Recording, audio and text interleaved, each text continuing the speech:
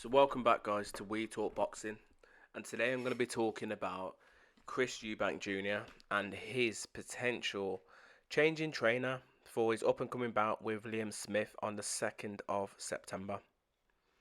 So Chris Eubank Jr. has obviously got rid of Roy Jones Jr.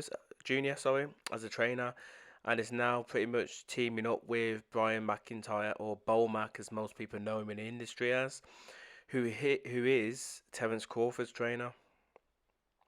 Now this sees Chris Eubank Jr., pretty much going into this fight on the 2nd with a new trainer, and I feel as if it's too soon, and too late to pretty much make a big change like this now. This should have probably been done for months in advance, way up until this fight was even announced. Because when you have a new boxing trainer, you need time. Both of you need time together. You need time to gel and to get to know each other's skills and the way that you want to, pretty much want to approach the fight. Because the fight is not just about getting fit. You need to maybe customize to the new trainer's way of training, their methods, their tactics, etc. There's quite a lot that goes into it, and not just having a trainer there who can get you fit and maybe ready for a fight.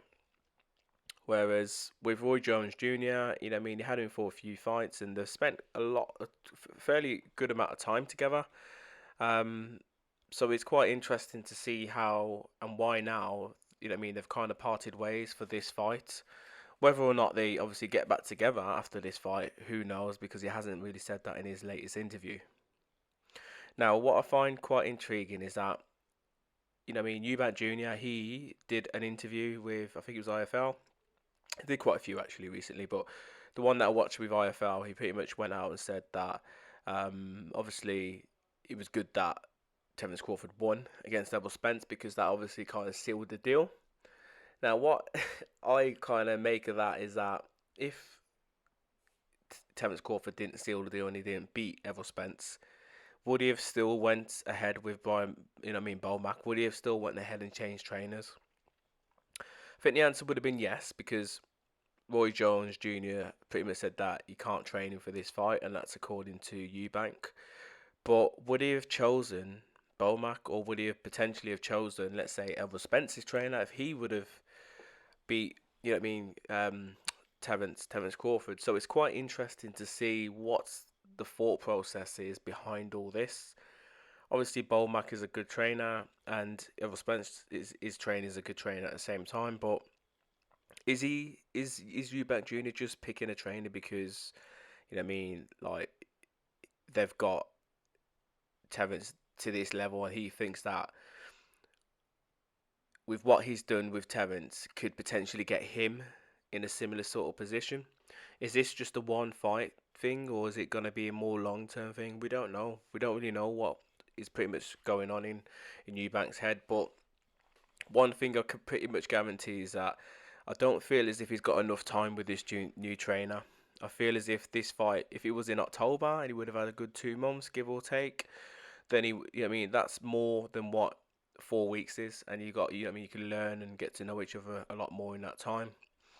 Um, so yeah, it's quite interesting, but I still feel that this fight with Chris Eubank Jr. and Liam Smith is gonna pretty much go. It's gonna end up in the same way, not in the way that Eubank Jr. could get knocked out, but I just feel as if Liam Smith will have, will find, a way to win. I just feel as if he's got a bit more about him.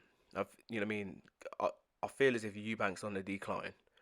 You can't keep changing trainers. You can't keep, running up your gums and not really performing on the night. And that's what he's pretty much done. The only good thing about this fight is that he's got an opportunity to kind of right the wrongs. Whereas when he lost against George Groves and Billy Joe Saunders, he didn't get the opportunity. So this is his opportunity now to potentially go out there and say, you know what, yes, I lost the first time, but like, this is my opportunity, and I'm going to take it with all guns blazing, really. So let's wait and see what happens. But it's just under a month now, before these guys get back in the ring and go up against each other.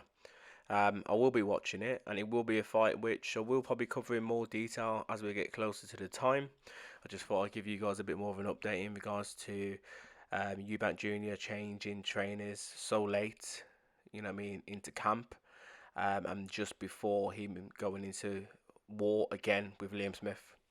As always, let me know your thoughts in the comments below. Subscribe. Bless.